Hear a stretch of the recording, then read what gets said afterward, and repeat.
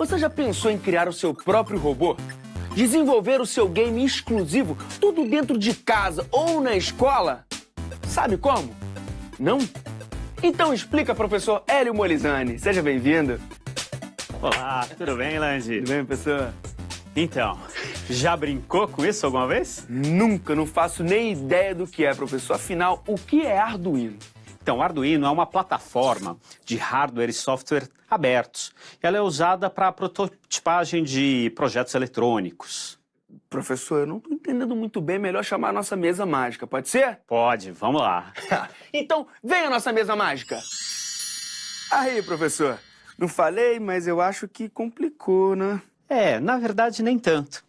Esse aqui, ó, é o Arduino, essa plaquinha azul. Na verdade, ele é um microcontrolador. Para que ele serve? Você pode conectar alguns sensores aí e ligá-lo ao computador. Fazer uma programação, de forma até simples. Você pode acionar uma série de dispositivos eletrônicos. E para quê? Imagine que você queira ligar um sensor de presença. Entrou uma pessoa na sala, a lâmpada acende. Ou então você quer colocar um sensor de temperatura. Você quer medir aqui a temperatura do ambiente. Então você pode colocar esse sensor ligado ao Arduino. E ele vai te dar esse resultado na tela do computador ou então numa telinha de LCD. Você também pode colocar braços robóticos, você pode criar o seu robô, criar o seu carrinho. Os projetos são infinitos, né? E tem muita gente criando coisas bem bacanas com o Arduino. Por exemplo, esse aqui é um ultrassom. Ele é um sensor que pode ser usado como sensor de distância. Funciona como uma régua. Eu posso medir a distância até uma parede e ver esse resultado através do computador. Ou eu posso fazer coisas ainda mais interessantes. Aqui eu liguei esse ultrassom. Liguei numa caixinha de som e aí, quando você chegar perto do sensor...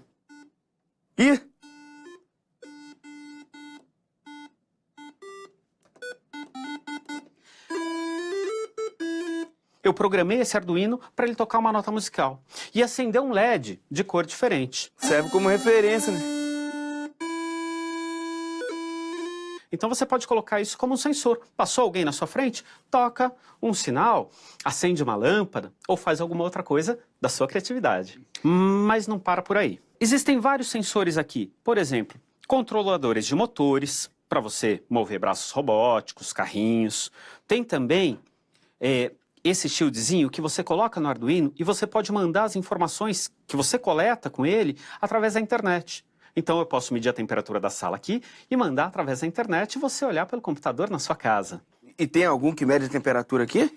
Tem, por exemplo, ele não está ligado agora, mas esse é um sensor de temperatura. Pequenininho assim? Muito, né? E super simples de usar.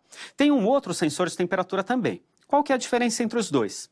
Que esse aqui você pode colocar em líquidos, certo? Além disso, a gente tem outras coisas, como, por exemplo, sensor para umidade de solo. Você esquece de regar sua planta em casa. Você pode colocar um sensorzinho desse e fazer algum esquema elétrico para alimentar e para molhar a sua planta automaticamente. Tudo com Arduino. Tudo com Arduino. Sensores de gás, como esses aqui também. Você tem esse aqui que é o sensor de monóxido de carbono, para você saber, né, a quantidade de CO no ar. Ou então você tem aqui um sensor para gás, por exemplo, gás de cozinha, né? Vai que alguém esquece o gás ligado, você pode programar o Arduino e ele te manda um recado. Muito legal. E esse carrinho aqui, professor?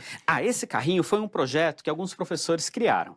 E isso que eu acho que é a parte interessante. Nem tudo precisa ficar bonitinho, né? Então esse carrinho aqui também, ele desvia de obstáculos. Ele sai andando por aí e quando você coloca a sua mão na frente desse sensor... Ele tem um sensor tipo aquele?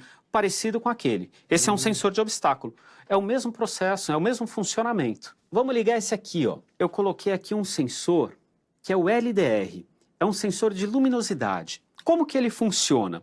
Conforme varia a intensidade luminosa, ele muda a resistência elétrica no seu interior. Se mudar a resistência elétrica, vamos lá, vamos lembrar um pouquinho de física, né? Se muda a resistência elétrica, passa mais ou menos corrente no circuito elétrico. Então eu programei, tampa ele, coloque a sua mão sobre ele. Quando escureceu o ambiente, eu programei para que ele acenda um LED. É muito legal. Mas não para por aí, né? Senão o pessoal só vai mexer com o Arduino na terceira série do ensino médio. Não dá. Então, por exemplo, a gente pode montar outros circuitinhos. peguei um controle remoto, antigo, que não tinha mais utilidade, né? E ao invés de jogar fora, eu criei um sisteminha. Aqui eu tenho um sensor de infravermelho, semelhante ao que tem nos televisores. E aí eu programei algumas teclas, como a tecla 1, a 2, para acender um LED. Olha que interessante, você acendeu a luz vermelha. Sim. Se você apertar o número 0, que foi a programação que eu fiz, ela apaga. Se você apertar o número 2, ele acende o verde. Então são as cores RGB, né, para a luz. E o 3? E o 3, o azul.